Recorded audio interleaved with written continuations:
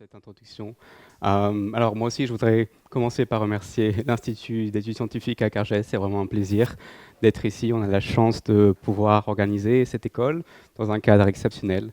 Donc merci à l'Institut d'études scientifiques d'avoir permis que cette école ait lieu pour les 2 semaines. Alors, comme l'a dit Dominique et comme l'a dit Alessandro, je vais vous proposer une introduction à la matière active. Et en réalité, je vais vous proposer un point de vue très spécifique qui est celui d'un physicien qui cherche à comprendre comment émergent des comportements collectifs dans la matière active. Donc en résumé, ce dont je voudrais vous convaincre, c'est qu'on peut appliquer des approches physiques qui souvent cherchent à simplifier des phénomènes complexes, à trouver quelques éléments essentiels pour construire des modèles minimaux, et qu'à partir de ces modèles minimaux, on peut chercher à comprendre la complexité des comportements collectifs.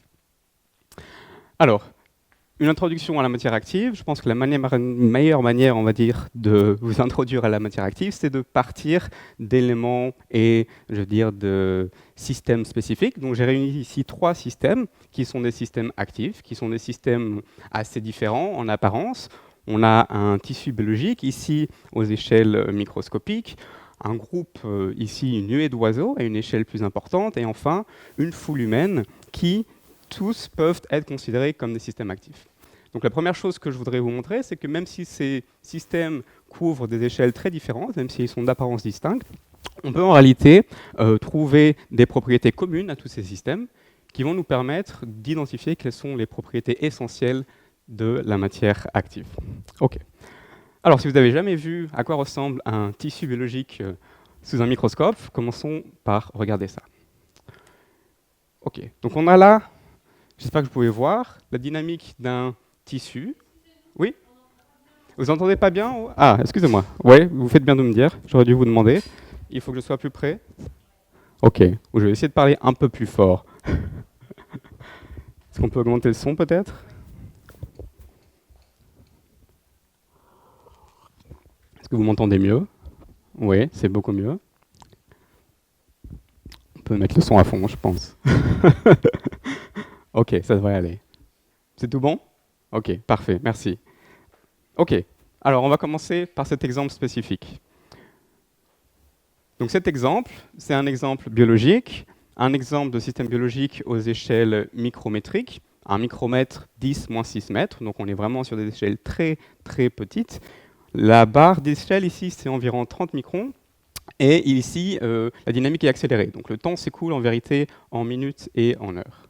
Donc ce tissu biologique, c'est essentiellement une assemblée de cellules vivantes, et ça pourrait être par exemple le genre de tissu qui forme la surface de votre peau. D'accord ? Ce qu'on observe en vérité ici, ce sont les jonctions entre cellules. Vous voyez ces lignes vertes qui sont marquées par une protéine fluorescente qui nous permettent d'observer les jonctions entre les cellules. Et j'espère que vous pouvez apprécier, la première chose qu'on peut voir dans cette dynamique, c'est ce qu'on appelle une dynamique fluctuante. Ouais. Est-ce que vous pouvez voir les fluctuations de ce système? Peut-être est-ce que vous pouvez bien voir le film ou est-ce que vous voulez qu'on éteigne la lumière? Ça va? Ok, d'accord. Donc j'espère que vous pouvez apprécier que on a des cellules qui se touchent les unes les autres, il n'y a aucun espace entre les cellules. J'ai dit, ça pourrait être par exemple les cellules qui forment la surface de votre peau. Et on voit qu'en vérité, par exemple, si je prends une cellule ici, on peut dire qu'en première approximation, elle peut être décrite comme un polygone, d'accord, avec différents côtés. Et on voit que la forme de la cellule, en fait, fluctue au cours du temps, d'accord. Donc la cellule est soumise à une forme d'agitation qui va, pour chaque cellule, amener des fluctuations de forme. D'accord ? Ces fluctuations, c'est déjà une première propriété importante des systèmes actifs. Dans tous les systèmes que je vais vous décrire, on va avoir ce genre de dynamique qu'on appelle une dynamique stochastique dans le jargon des physiciens, qui nous dit simplement qu'on a une source aléatoire de force qui va faire fluctuer ces cellules.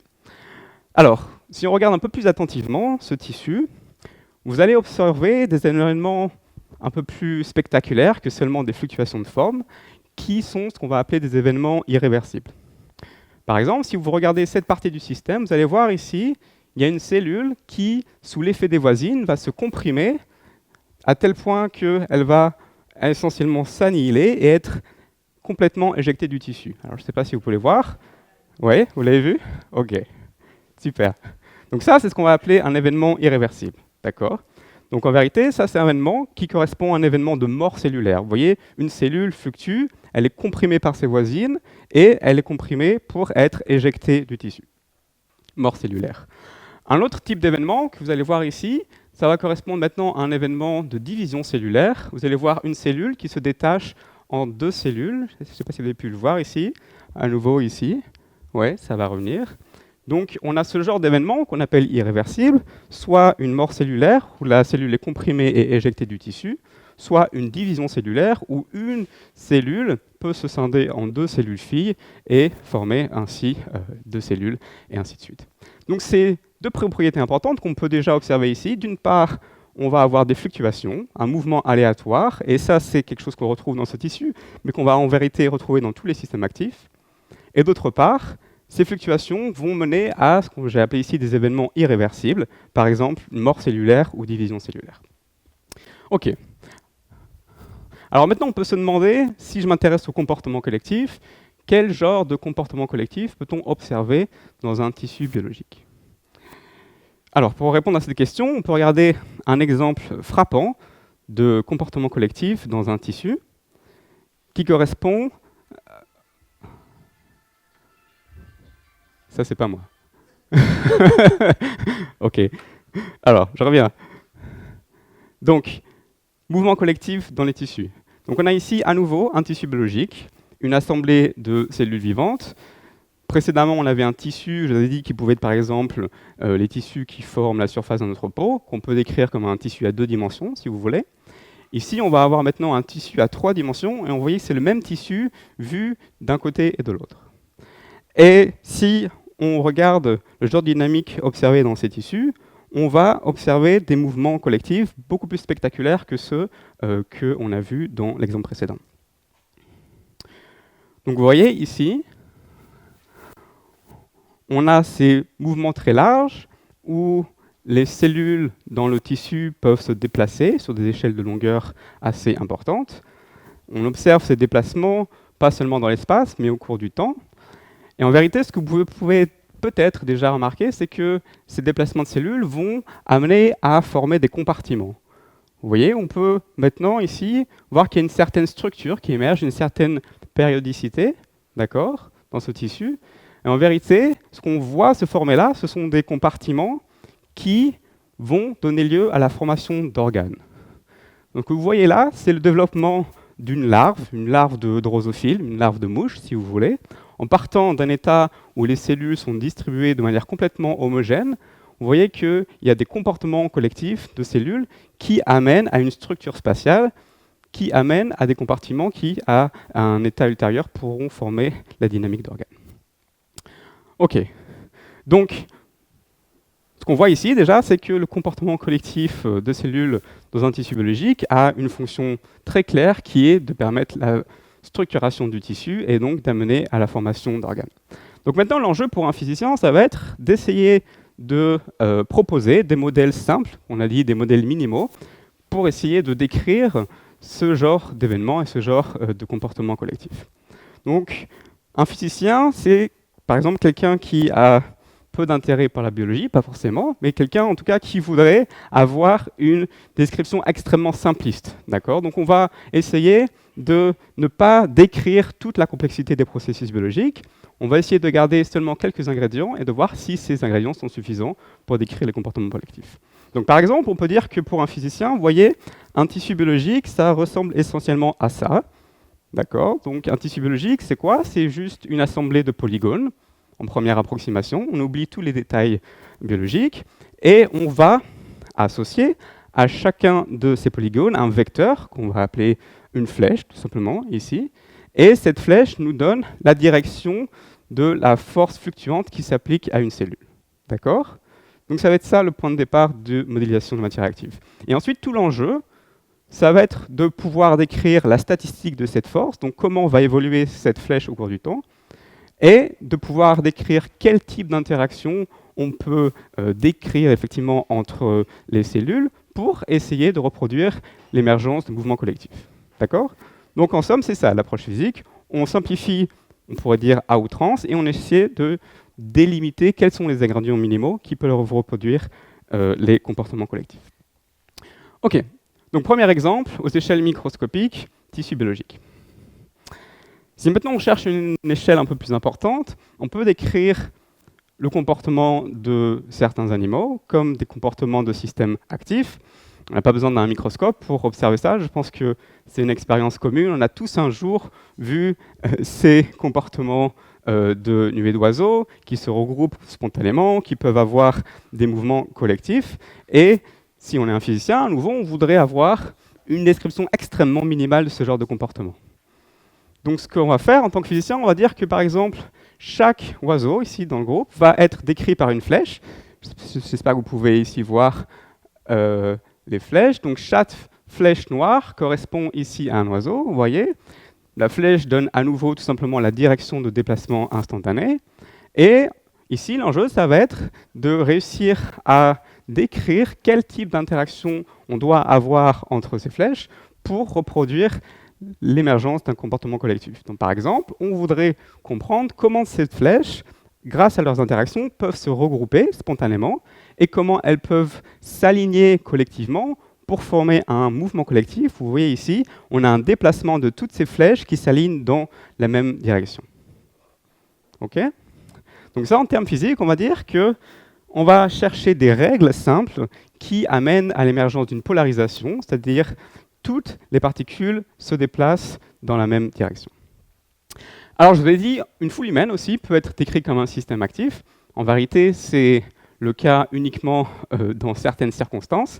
Par exemple, ici, un bon exemple de système actif, c'est une foule humaine au départ d'un marathon. J'espère que vous pouvez voir ici. On est au départ d'un marathon à Chicago et on a une foule humaine ici assez dense.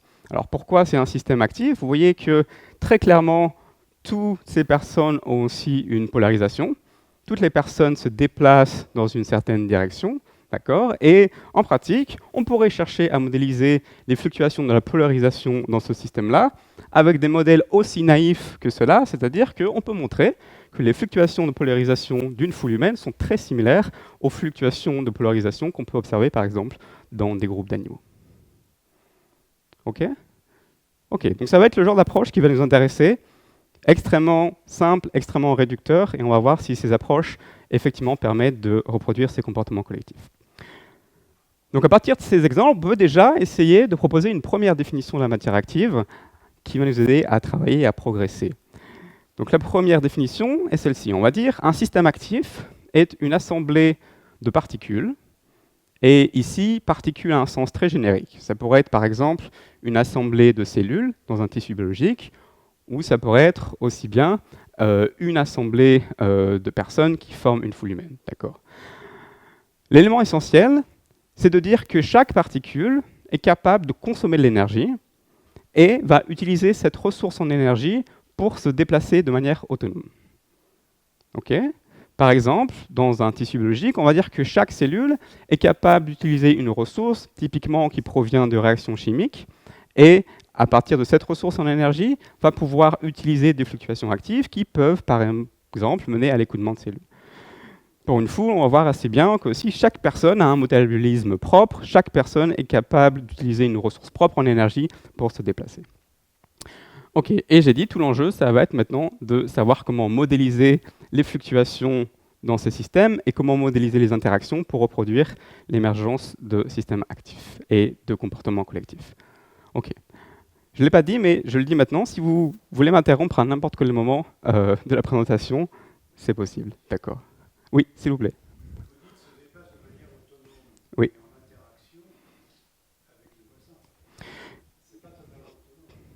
Merci pour cette question. Effectivement, il y a deux éléments ici. C'est-à-dire que quand je prends un individu du groupe, je le sors du groupe, cette définition nous dit que, indépendamment des autres individus, l'individu propre peut utiliser une ressource propre en énergie qui lui appartient et utiliser cette ressource pour se déplacer. D'accord, c'est ça le point de départ. Et ensuite, ce que vous dites, qui est tout à fait pertinent, c'est que, en plus de ce déplacement propre, on va avoir des interactions, et ces interactions vont amener à des comportements collectifs. D'accord ? Mais le fait que chaque élément peut consommer de l'énergie pour se déplacer de manière autonome, c'est une distinction, par exemple, avec ce qu'on va appeler des systèmes thermiques. Dans des systèmes thermiques ou des systèmes passifs, on va voir qu'on a aussi des interactions entre les éléments. D'accord ? On peut avoir, si vous voulez, une configuration collective, mais dans un système thermique, on ne peut pas avoir de consommation d'énergie, et donc il n'y a pas de déplacement au niveau autonome, au niveau de l'individu.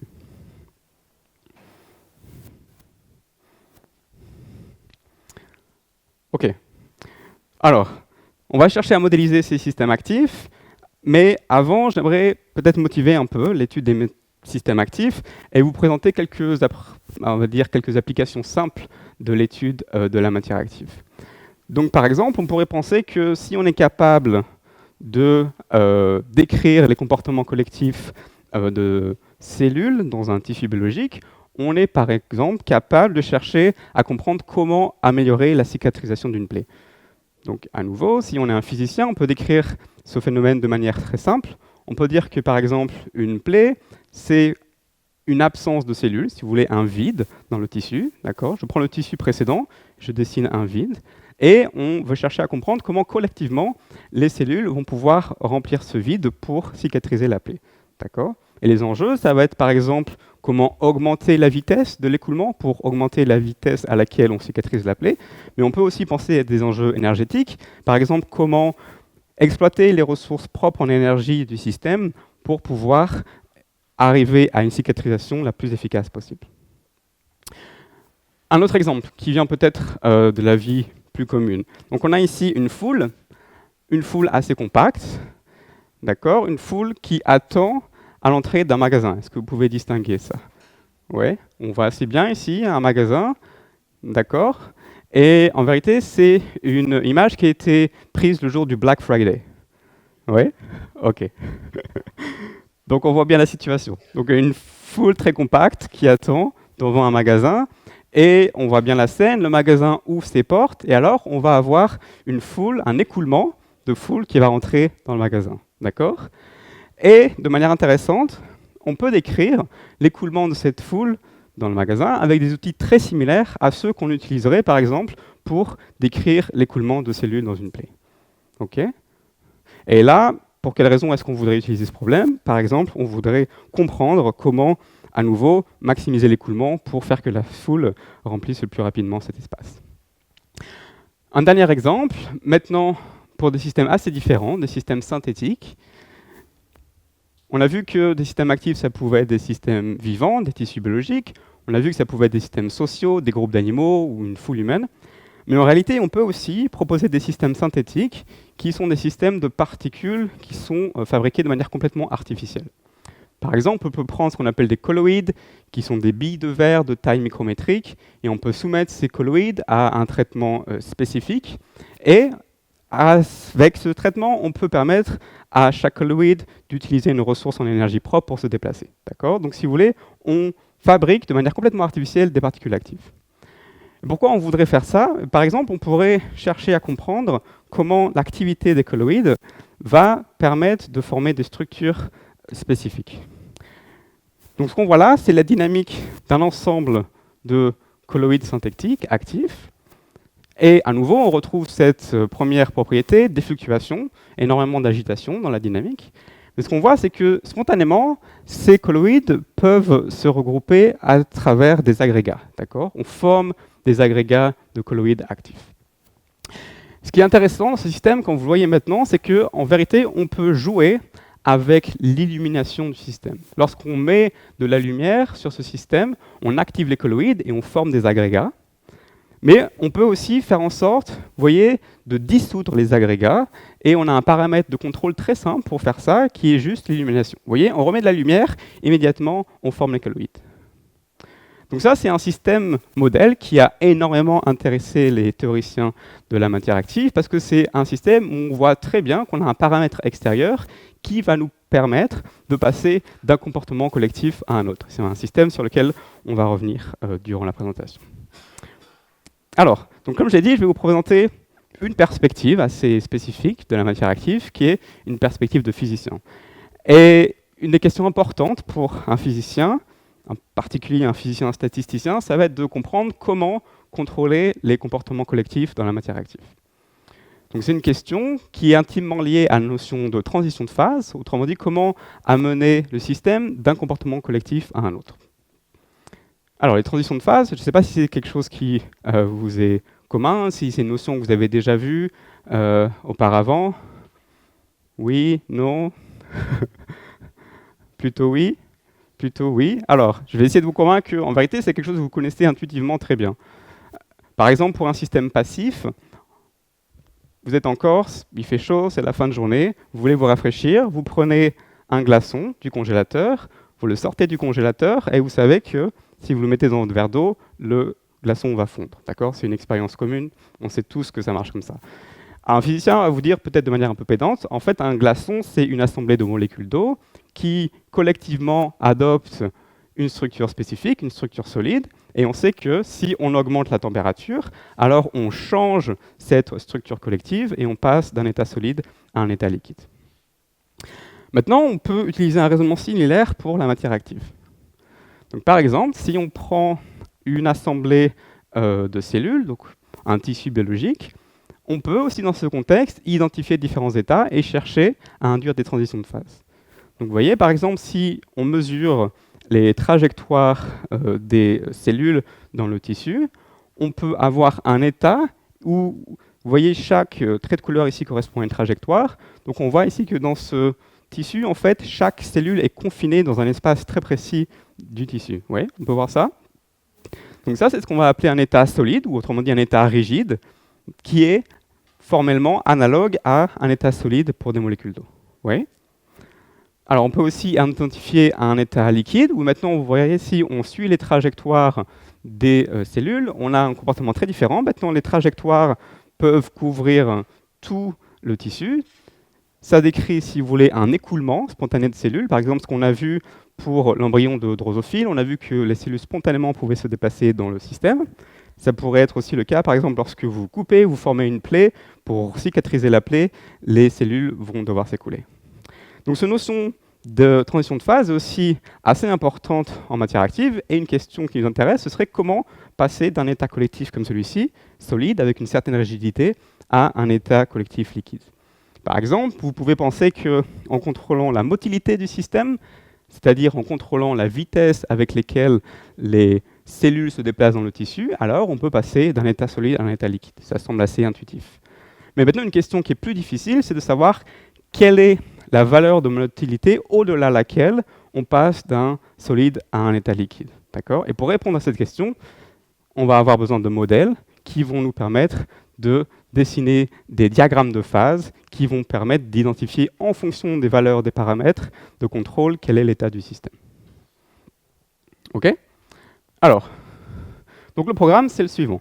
On va chercher à répondre à cette question, comment modéliser les systèmes fluctuants, ou autrement dit, comment modéliser les fluctuations qui amènent à des comportements collectifs. On va adopter une approche empirique, on va partir d'observations, essayer d'identifier quelles sont les propriétés essentielles des fluctuations dans la matière active, et à partir de là, proposer des modèles simples en espérant de reproduire l'émergence de comportements collectifs. Okay. En particulier, ce que je voudrais d'abord vous montrer, c'est que si on regarde les fluctuations dans un système passif ou un système actif, on va avoir des fluctuations de nature très différente, pour la raison évoquée précédemment, qu'un système actif est tel que chaque particule est capable de consommer de l'énergie pour se déplacer, et donc va avoir des fluctuations qui sont qualitativement très différentes de celles d'un système passif. Ok, alors on va partir d'une expérience assez commune. On repart en vérité un siècle en arrière, et on va décrire la dynamique du mouvement brownien. Mouvement brownien, est-ce que c'est quelque chose qui vous parle ? Quelque chose ? Ouais. Mouvement brownien, c'est par exemple la dynamique qu'on peut observer lorsque on prend des grains de pollen dans un solvant visqueux et on regarde leur dynamique. Donc vous prenez des grains de pollen, vous les mettez dans une goutte d'eau et vous observez ça au microscope, et alors on peut observer ce genre de dynamique. Donc à nouveau, on observe qu'on a ces fluctuations, on a cette agitation permanente, d'accord ? Mais maintenant les fluctuations, j'espère que vous pouvez l'apprécier, sont assez différentes des fluctuations qu'on avait vues par exemple dans le tissu biologique. En particulier, ici, a priori, il n'y a pas d'événement irréversible, contrairement à la division cellulaire ou contrairement à la mort cellulaire qu'on avait pu observer dans le tissu biologique. Donc ce qu'on voudrait, c'est pouvoir être un peu plus quantitatif, et en particulier, on voudrait être capable de mesurer la trajectoire de ces grains de pollen et de pouvoir caractériser les propriétés des forces fluctuantes qui amènent à cette agitation. Donc ce que je vous propose, c'est en fait de faire exactement la même expérience qui a été faite par Jean Perrin il y a plus d'un siècle, qui cherchait à caractériser les propriétés du mouvement brownien. Alors, de manière intéressante, grâce au CNRS, on a en vérité conservé le film réalisé par Jean Perrin. Donc c'est un film réalisé en 1923, plus d'un siècle, au laboratoire de chimie physique de la Sorbonne par Jean Perrin, qui cherchait à mesurer les fluctuations de colloïdes. Alors, c'est un film qui a plus d'un siècle. Je pense qu'on peut apprécier ça. Donc, j'espère que vous pouvez distinguer ici des colloïdes, donc ces particules de taille micrométrique, qui sont soumises à des fluctuations. D'accord ? Ces fluctuations, c'est des propriétés intrinsèques du système. Ce n'est pas parce que le film est de mauvaise qualité. D'accord ? Donc, ce que faisait Jean Perrin, c'est de mesurer la trajectoire. Comment il fait ? Il simplement crée une série d'instantanés et il suit le déplacement des colloïdes dans le système. D'accord ? Et il essaie de mesurer comment le colloïde se déplace au cours du temps. Et en vérité, il produit une trajectoire exactement de ce type. Donc ça, c'est la trajectoire mesurée par Jean Perrin. Qu'est-ce qu'il voit à partir de cette trajectoire ? Il voit que c'est une dynamique extrêmement erratique. Qu'est-ce que ça veut dire ? Ça veut dire que si on suit le déplacement du colloïde, vous voyez par exemple, si on part de ce point, il commence par sembler aller vers le haut, et ensuite, vous voyez à ce point-là, il change complètement de direction de manière instantanée, abrupte. Là, on dirait plutôt que le colloïde va aller vers la gauche. D'accord ? Là, il décrit une boucle, et ensuite, là, c'est très difficile de définir un mouvement cohérent. Donc en vérité, ce que montre Jean Perrin, à partir de cette expérience, la principale conclusion, c'est que si on cherche à modéliser la dynamique de la force qui génère les fluctuations, si on trace une flèche ici qui indique le déplacement, vous voyez que cette flèche semble changer de direction de manière instantanée. Autrement dit, il n'y a aucune corrélation entre une réalisation de la force à un temps donné et une réalisation au temps ultérieur. D'accord ? C'est comme si, à chaque instant, on pouvait prendre n'importe quelle direction, l'imposer au colloïde, et en fait, on reproduirait exactement le même type de trajectoire que celle-ci. Donc ça, c'est une propriété essentielle des fluctuations thermiques. On va dire que les fluctuations thermiques n'ont aucune persistance. Concrètement, ça veut dire ce que je viens d'énoncer. Si on cherche la statistique de la force est décorrélée entre une réalisation à un temps donné et une réalisation à un temps ultérieur. Alors, on va voir dans quelle mesure cette propriété est différente maintenant pour les systèmes actifs. Donc si on fait la même expérience, on cherche à mesurer les trajectoires pour des systèmes actifs. On peut regarder deux exemples typiques. Par exemple, un nageur biologique, une bactérie assez célèbre, Escherichia coli. Et vous voyez, cette bactérie, elle a un corps cylindrique et ensuite des flagelles à l'arrière.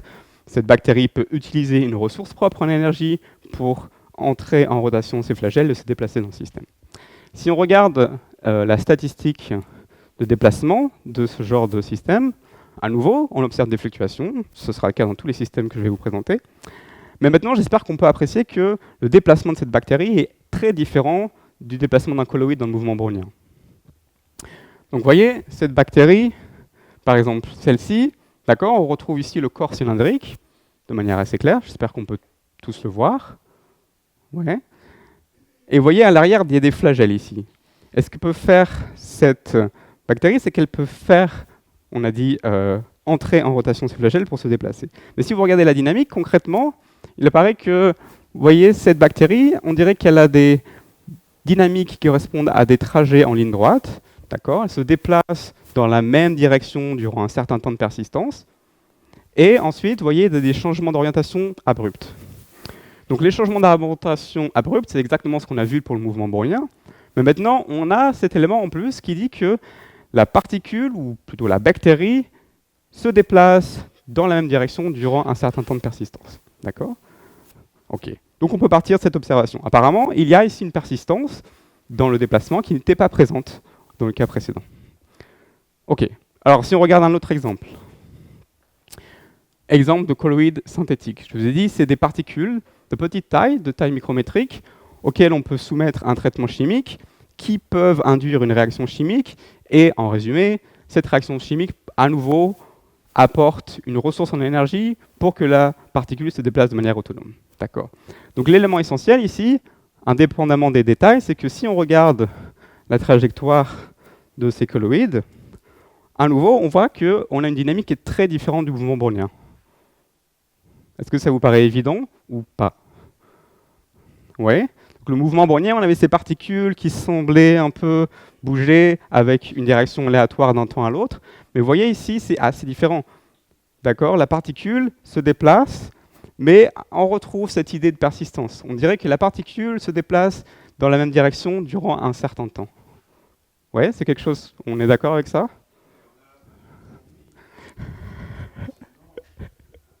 Oui, c'est vrai.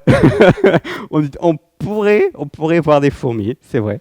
On pourrait voir des fourmis qui se déplacent. Oui, c'est vrai parce que lorsqu'elles se rencontrent, on dirait qu'elles s'attachent. Ouais, ça c'est quelque chose qu'on va voir après. Ouais, tout à fait. Tout à fait. On pourrait, comme ça, par exemple. Comme un groupe de fourmis et ensuite se détachent. C'est vrai. Alors, donc ce que vous dites, c'est vrai, on est déjà à l'étape d'après. Donc ce qu'on voit, c'est qu'au niveau individuel, vous voyez, chaque particule a cette persistance. Voilà, c'est ça ce qui apparaît au niveau individuel. Maintenant, déjà en anticipant l'observation, c'est le défi, ça va être de savoir comment, du fait de cette persistance, on va pouvoir avoir des comportements collectifs qu'on n'observe pas dans le mouvement brownien. Alors, je le fais lentement. Donc, on a dit ici une chose. On a des fluctuations maintenant avec une persistance, d'accord? C'est ça l'élément essentiel. Pour les bactéries, on a dit que si on regarde une trajectoire, on a maintenant des lignes droites et des changements soudains de direction. Donc la trajectoire est une série de lignes droites.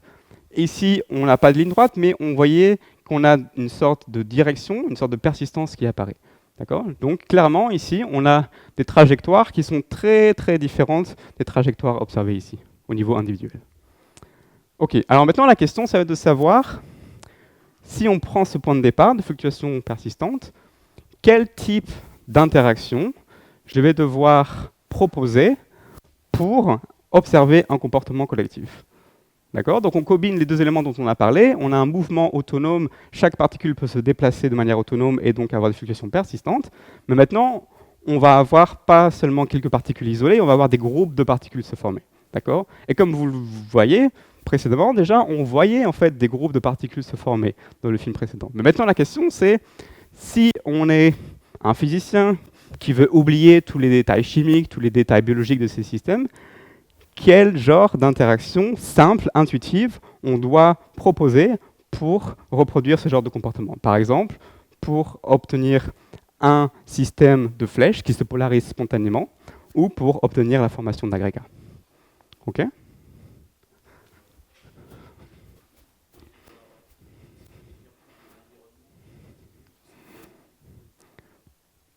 Oui, ouais, effectivement. Donc, alors quand vous dites que ça doit prendre en compte l'environnement des particules voisines, c'est-à-dire que l'interaction n'est pas forcément d'un individu avec tout le groupe, mais seulement, exactement. Donc ça, c'est, voilà, déjà, ça c'est une intuition qu'on va exploiter, c'est-à-dire que si on veut faire un modèle simple, on peut dire, en réalité, un oiseau ne va pas forcément interagir avec tout le groupe, tout simplement parce qu'il n'a pas la capacité de voir tout le groupe, et il va devoir interagir uniquement avec des voisins. Ouais.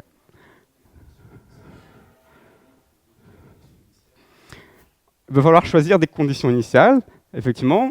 Alors, des conditions initiales, quelles conditions initiales on peut choisir? Vous voyez, le défi, c'est de voir l'émergence spontanée d'un comportement collectif. Donc, en termes physiques, on va dire qu'on part de conditions initiales désordonnées. Par exemple, on peut dire qu'on part d'une distribution où les particules ont des orientations complètement aléatoires. D'accord ? Et la question, c'est si on part de ces conditions initiales, est-ce qu'on peut spontanément voir, par exemple, que des particules se regroupent spontanément et que ce groupe qui se forme va alors avoir une polarisation collective. Et vous voyez, c'est pas trivial au sens où si on dit qu'une particule interagit seulement avec les voisins, on peut se demander est-ce que c'est suffisant pour avoir un mouvement collectif, pour avoir le fait que tout le groupe se condense de manière spontanée. Oui.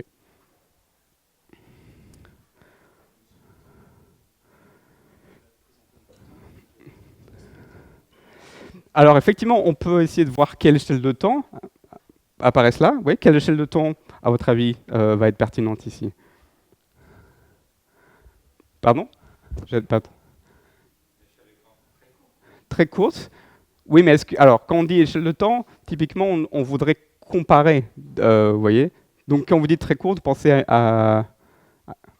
donc, vous voyez, l'échelle de temps la plus courte, on peut penser que l'échelle du temps la plus courte, c'est par exemple le temps nécessaire pour changer l'orientation. Ouais, ça, c'est une échelle de temps, clairement. OK. Et en particulier, vous voyez que si cette échelle de temps, je la réduis de plus en plus, en vérité, je vais perdre la persistance du mouvement. Ouais. Donc la persistance, c'est juste de dire que je me déplace dans la même direction dans un certain temps, et en jouant sur la persistance, on va pouvoir effectivement jouer sur les propriétés actives. Alors ensuite, un autre temps caractéristique, ça peut être par exemple, si on dit qu'on interagit avec un certain voisinage, d'accord, on peut définir par exemple le temps nécessaire pour explorer le système ou pour changer de voisin, par exemple. D'accord, je suis à un endroit du système, je regarde mon voisinage, et on peut se demander combien de temps il doit s'écouler pour que je change de voisin. OK. Donc typiquement, là, on a deux temps. On a un temps qui est un temps intrinsèque, qui est un temps qu'on définit pour une particule, et ensuite on a un autre temps qui est un temps collectif, qui est le temps, par exemple, pour changer la nature des voisins. OK, alors on va voir si ces temps vont apparaître un peu plus tard.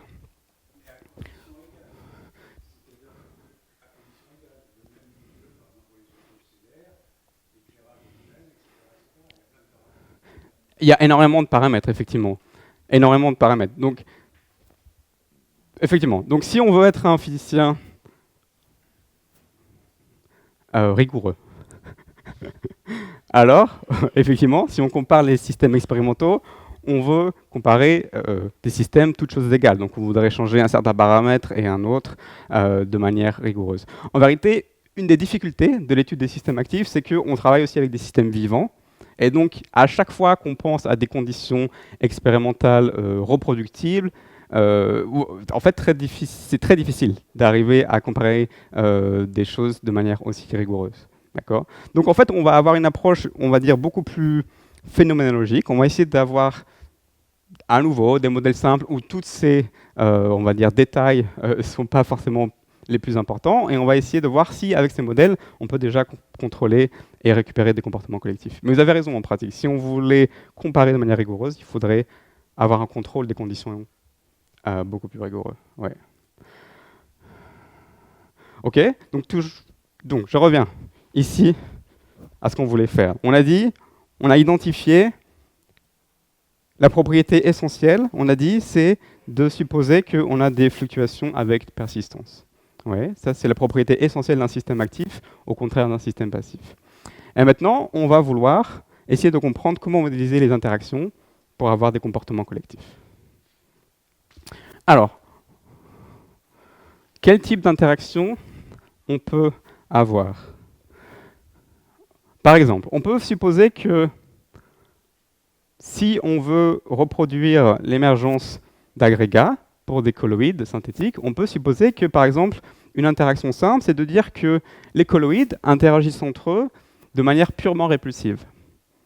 D'accord? C'est-à-dire qu'on va dire de manière très simple que des colloïdes peuvent être décrits comme des boules de billard. D'accord? Vous voyez, c'est vraiment une approximation très brutale. Mais on va dire que essentiellement, lorsqu'un colloïde rencontre un autre colloïde, alors ils se repoussent mutuellement. Ouais. Et maintenant, la question, c'est de savoir si je fais cette approximation très brutale, j'ai dit, et si j'ajoute des fluctuations persistantes, est-ce que je peux observer les comportements qu'on a vus dans l'expérience? Donc pour répondre à cette question, on va maintenant faire des simulations numériques. C'est-à-dire qu'on va prendre des règles dynamiques, que je vous ai dit, des fluctuations persistantes, chaque particule veut se déplacer dans la même direction durant un certain temps. Et on va aussi avoir des règles d'interaction qui sont ici juste des répulsions entre particules. Donc on part d'une condition initiale, je vous disais, assez particulière. Vous voyez, la condition initiale ici, c'est ce qu'on va appeler un système désordonné. Il n'y a pas de structure, on a une répartition homogène des particules. OK ? Et maintenant, si on laisse évoluer la dynamique, on va voir apparaître des agrégats. Oui, j'ai entendu. OK. Vous les voyez tous ? Oui, très clairement. Donc on voit qu'on a ces agrégats de particules qui émergent très clairement ici. OK ? Donc ça, c'est une première victoire pour quelqu'un qui veut modéliser la dynamique. On a des ingrédients très très simples. On dit les particules se repoussent, on ne va pas chercher à modéliser tous les détails de la dynamique, et on dit on a une persistance des fluctuations. Encore une fois, c'est très phénoménologique comme approche. On ne décrit pas tous les processus chimiques compliqués qu'on n'arrive pas à décrire, on a une approche simpliste. Et apparemment, c'est suffisant malgré tout pour... C'est étonnant. Merci. Oui, c'est complètement paradoxal. C'est complètement paradoxal, effectivement. Pourquoi c'est paradoxal ? Parce qu'on sait que, par exemple, si on a des fluctuations thermiques, ça ne pourra jamais arriver. Ouais. Si on prend un ensemble de particules, si on prend un ensemble de personnes qui se repoussent, pas physiquement, mais qui se repoussent sociologiquement, qui n'ont pas la même opinion politique, vous voyez, si vous les mettez dans une salle, vous savez que la seule distribution que vous allez obtenir, c'est une distribution uniforme. Chacun dans son coin, pas d'agrégat. OK ? Mais ici, malgré tout, on a la formation d'agrégats. OK ? Donc la seule différence qui permet la formation d'agrégats, c'est en vérité la persistance des fluctuations. Ouais.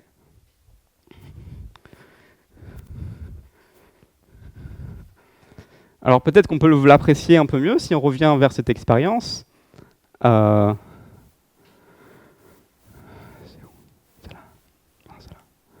OK. Donc là, c'est exactement l'expérience qu'on a voulu reproduire. Vous voyez, on a ces fluctuations. J'espère qu'on peut voir que chaque particule a des fluctuations persistantes. Ouais. Et ces particules, vous voyez, s'agrègent. C'est ça qu'on a vu précédemment. Et on vous a dit précédemment que quand on arrête l'illumination, on dissout les agrégats. OK ? Mais en fait, ce que vous allez voir maintenant, c'est que quand on arrête l'illumination, en fait, ce qui se passe, c'est qu'on change la nature des fluctuations. Ouais. Avant, on avait des fluctuations persistantes, très clairement. Mais là, si vous voyez la dynamique, ça ressemble beaucoup plus au mouvement brownien. Ouais. C'est exactement du mouvement brownien. Donc, du mouvement brownien avec des répulsions, ça donne ça. Les particules s'éclatent, il n'y a pas d'agrégation. Et dès qu'on remet de la persistance, alors, on peut former des agrégats. OK, alors, j'ai entendu, c'est complètement paradoxal. Donc, on peut essayer de comprendre, mais c'est quoi le mécanisme qui amène à ça ? Alors, on peut regarder un mécanisme assez simple. On prend deux particules, d'accord, qui se déplacent en direction opposée. Donc, je pars de là, j'ai deux particules, pour des raisons quelconques, elles se déplacent en direction opposée, et lorsqu'elles se rencontrent, elles vont se toucher, d'accord, mais comme chaque particule veut se déplacer dans la direction opposée de l'autre, en vérité, du fait de la répulsion, ces deux particules vont s'attirer. C'est-à-dire que, par exemple, si je veux me déplacer dans une direction donnée, et si pour une raison quelconque je rencontre un obstacle, je rencontre un mur, d'accord ? En fait, comme je veux continuer à bouger dans cette direction, bah, de manière effective, je vais être attiré par le mur. Est-ce que vous achetez cette explication ou est-ce que vous êtes tous dubitatifs ? Déterministe, j'ai entendu ? Il y a une persistance. Déterminisme au sens de « ah, je suis déterminé », c'est ça que vous voulez dire ? Ok, d'accord, ouais. Ok, d'accord. Effectivement.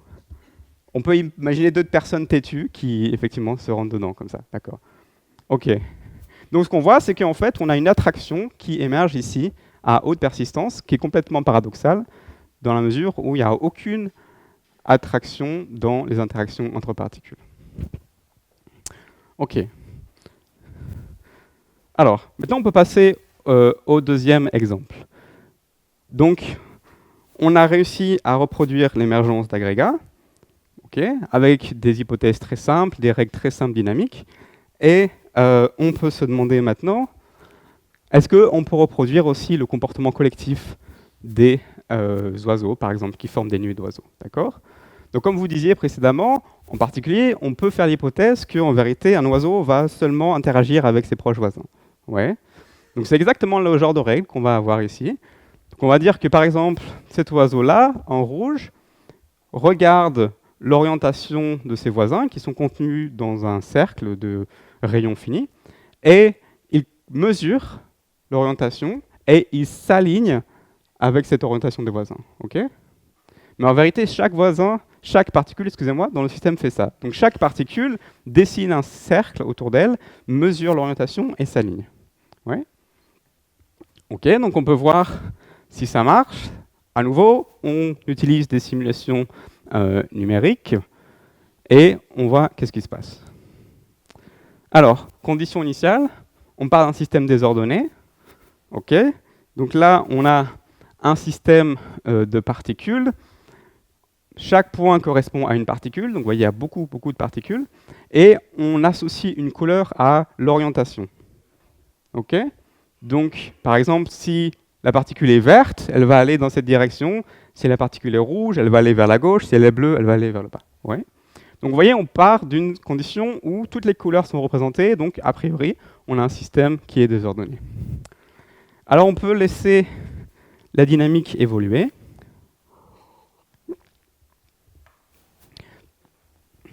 Et petit à petit, on va voir des structures qui se forment. Simulation numérique. Ouais. Donc avec des règles très simples. Persistance dans les fluctuations et alignement local. OK ? Condition au bord périodique, c'est-à-dire que si une particule descend du système, elle sort du système, mais elle re-rentre par le haut. Ouais. Si elle sort à gauche, elle re-rentre par la droite.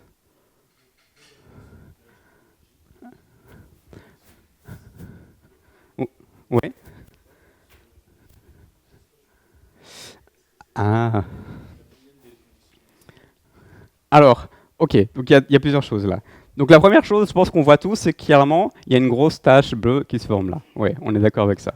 Donc cette grosse tache bleue, ça correspond au fait qu'un grand nombre de particules s'agrègent spontanément, d'accord, se regroupent, ce qui amène à cette bande colorée. Et effectivement, on peut voir au début, il y a des taches bleues qui semblent un peu dispersées, mais qui semblent se former. Et ensuite, petit à petit, ces taches bleues se regroupent et forment une seule bande. D'accord? Une seule bande bleue. Pourquoi elle est bleue? Parce que se déplace vers le bas, donc c'est bien exactement ce en quoi ça tend. Ouais? Ok. Alors ça, vous voyez, c'est une nuée d'oiseaux, pour un physicien en tout cas. Ouais. Donc ça, c'est... On part d'un état initial désordonné, avec des conditions initiales qu'on peut discuter, on va discuter dans un instant. Mais ce qui est surprenant, c'est que spontanément, les flèches se regroupent, d'accord? Elles forment une condensation. Et lorsqu'elles se condensent, vous voyez, toutes les flèches adoptent la même orientation, ce qui décrit exactement un mouvement collectif dirigé, comme on a pu voir, par exemple, dans les nuées d'oiseaux. Oui. Alors, maintenant, on peut discuter un peu plus des conditions initiales. Donc, vous dites, au départ, en fait, le système est un peu bleu, c'est pour ça qu'on a une bande bleue. Ça pourrait, effectivement. Et effectivement, on a une brisure spontanée de symétrie, ce qu'on appelle en physique, c'est-à-dire qu'ici, on a une polarisation du système qui pousse cette bande vers le bas. Mais en fait, si on refaisait la simulation avec des conditions initiales un peu différentes, on pourrait avoir une bande qui, au lieu d'aller vers le bas, irait vers le haut. Okay, ou irait dans une sorte de direction. Donc finalement, ce qui nous intéresse ici, ce n'est pas tellement la direction du mouvement, c'est plutôt le fait que ça se condense et ensuite, collectivement, toutes ces particules adoptent la même polarisation. Oui? Ok.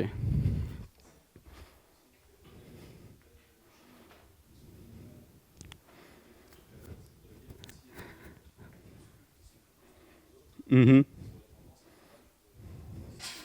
Effectivement, on peut faire des modèles de vote. Vous n'avez pas entendu la question? Ok. Vous voulez la répéter ou? Ok, je répète. Ah, excusez-moi. Ouais, vous avez raison, ça aurait été mieux avec un micro. Est-ce que je prends le micro? Ouais. Vous avez raison, excusez-moi.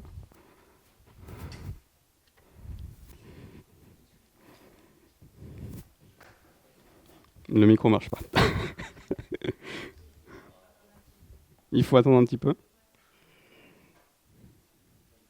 Ok, peut-être, je vais répéter la question. Ouais. La question, alors la première question, c'était de dire, euh, en fait, le système, c'est une bande bleue à la fin, mais peut-être que les conditions initiales déterminent déjà la direction dans l'état final. Ouais. Et effectivement, on peut peut-être argumenter que, vous voyez, déjà au début, il y a un peu des taches bleues dans le système qui vont avoir tendance à biaiser la dynamique et amener la dynamique vers une bande collective qui descend. Voilà. Deuxième question ou commentaire, c'était, mais en fait, ça ressemble plutôt à un système de polarisation d'opinion. Je pense que c'était ça la question. Ouais. On peut imaginer que, en fait, au lieu d'avoir un système qui se déplace dans l'espace, on a un système de personnes qui ont des opinions différentes, qui sont indiquées ici sur cette flèche. Alors, gauche-droite, on voit assez bien. Au bas, c'est à vous de me dire. On peut mettre peut-être une opinion un peu écologique, vous voyez, dans cette direction. Et après, vous choisissez. Ouais, ok. Donc effectivement, il y a des dynamiques, de vote qui peuvent être décrites avec des modèles de physique statistique. Ici, la particularité de la matière active, c'est qu'on a ce déplacement au niveau individuel qui peut ensuite se retrouver dans les mouvements collectifs. Ok. Ok. Donc en résumé, j'espère que je vous ai convaincu. On peut proposer des modèles simples, d'accord, une approche empirique. On part d'observations expérimentales, on oublie l'essentiel des détails microscopiques, et à partir d'arguments heuristiques ou phénoménologiques, on propose des ingrédients. Voilà. Et avec ces ingrédients-là, on peut proposer des règles dynamiques. Et on a vu que la différence principale, c'est que pour un système thermique, on n'a pas de persistance dans les fluctuations, mouvement brownien, alors que pour un système actif, on a une persistance. Et on a vu que seulement en changeant la persistance des fluctuations, on peut complètement changer la nature du comportement collectif. Okay. Donc autrement dit, on a proposé un modèle à partir d'arguments intuitifs, et ensuite avec ce modèle, on peut ensuite arriver à des prédictions. On peut dire par exemple, à quel point faut-il être persistant pour amener le système à des agrégats. D'accord? Donc c'est-à-dire qu'on peut avoir ce qu'on appelle les diagrammes de phase, que je n'ai pas pu commenter, mais qui essentiellement reviennent à ça. On dit quelle valeur on doit excéder pour passer d'une phase à une autre. Et avec ces prédictions, on peut finalement revenir à l'expérience, c'est-à-dire qu'on peut maintenant revenir vers les personnes qui font les manipulations et leur dire tu dois augmenter la valeur jusqu'à ce point critique pour passer d'une phase à l'autre. Okay. Donc on a répondu à la question principale, comment contrôler les comportements collectifs, et j'espère que je vous ai convaincu que des approches de physique statistique assez intuitives permettent de répondre à cette question.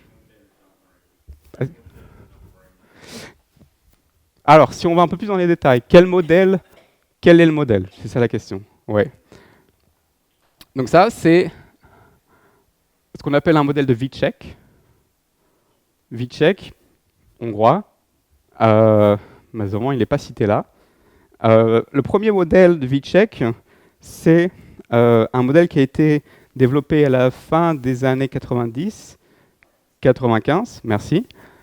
Et la première chose qu'a vu Vicek, c'est une transition entre un état désordonné et un état complètement polarisé. Ouais. 10 ans après, Hugues Chaté et Guillaume Grégoire ont montré qu'en vérité, on avait 3 états. On a un état complètement désordonné, un état complètement polarisé, et entre les deux, on a l'état que je vous ai décrit ici, où on a des bandes polaires qui se déplacent dans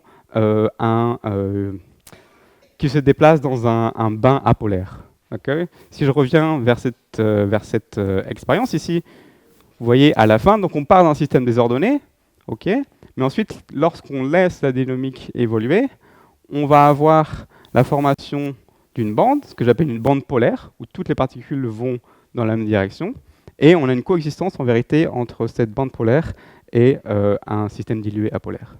Donc, réponse courte, c'est une dynamique de Vicek. Je ne sais pas si ça vous parle. Dynamique de Vicek, c'est une dynamique de type Langevin, avec des fluctuations et avec un déplacement des particules.